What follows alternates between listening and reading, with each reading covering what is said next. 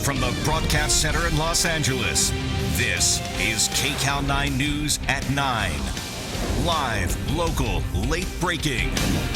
So let's go back to our analysis desk now. Dave Bryan joins us once again with our political analyst. Dave. Susie, Elsa, a lot to talk about. Let me introduce our panel again. Zev Yaroslavsky, a veteran LA lawmaker, served 20 years on the County Board of Supervisors and is leaving office due to term limits. Before that, he served on the LA City Council. And we're pleased and honored to have him join us tonight. Kerman Maddox is a managing partner at LA-based Dakota Communications. He's a veteran Democratic strategist and has worked on campaigns for President Obama and was a senior advisor to Mayors Antonio Villaraigosa and Tom Bradley. And Reed Galen is a veteran Republican strategist. He has worked on campaigns for George W. Bush, John McCain, Arnold Schwarzenegger, Marshall Tuck, and Jeff Gorell, a couple of whom are actually running tonight.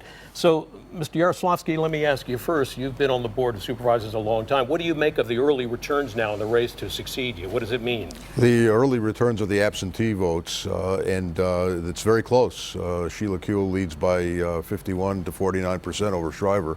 I think it's going to be a long night for both candidates. I think it's going to be close, and we'll see how it turns out. It's different than it was in the primary when she was ahead by. Does it favor one or the other at this point, do you think? Well, I mean, the conventional wisdom in both camps was that he was closing on her as the campaign came to a close. I don't know whether that's true or not.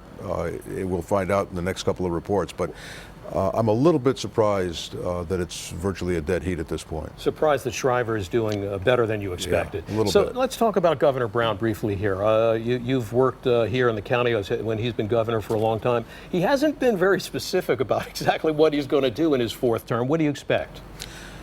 Well, I don't know what to expect, but you know, he's a different leader than he was when in his first iteration as governor, and I think what happened was he was mayor of Oakland, and I talked to him about this a number of times.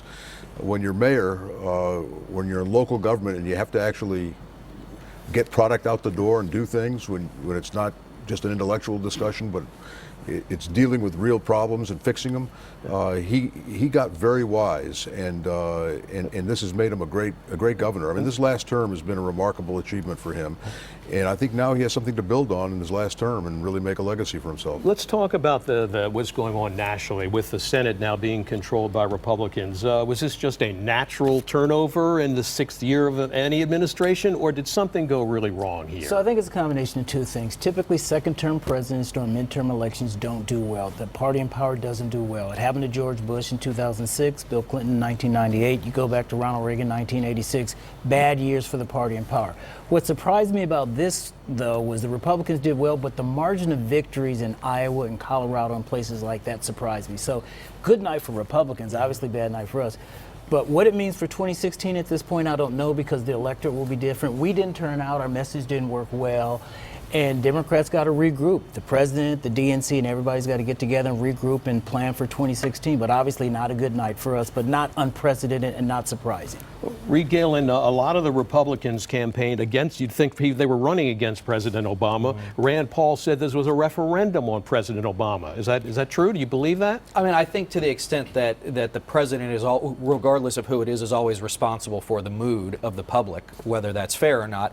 He was on the ballot in spirit, if not in name. And so I think that Senator Paul is correct in some respects that this was, I don't want to call it a repudiation, but again, sixth-year elections for presidents are very bad. But again, I agree that the margin of victory in a lot of these places, and Republican victories in places like Maryland for governor, this is a wave, and I think it is a wave that Republicans need to take advantage of now that they have to govern in so many places, including the Senate. More than just the normal sixth year of an administration. Absolutely. Okay, so what happens now? The president on Friday is calling for a bipartisan meeting, the lawmakers of both parties at the White House. But we've heard that before. Nothing's really happened. Is it different this time?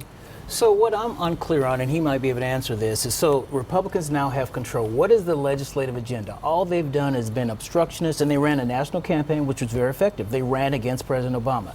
It's unclear what their legislative agenda is. As Zev said earlier, is it going to be a do something Congress or do nothing Congress? I think that has a lot to do to determine what's going to happen going forward. Real quickly. I think that they will try and pass some substantive legislation and put it at the president's feet, that he has to actually veto something. Hey, thanks to all of you very much. Appreciate the conversation. And Susie, Elsa, back to you now.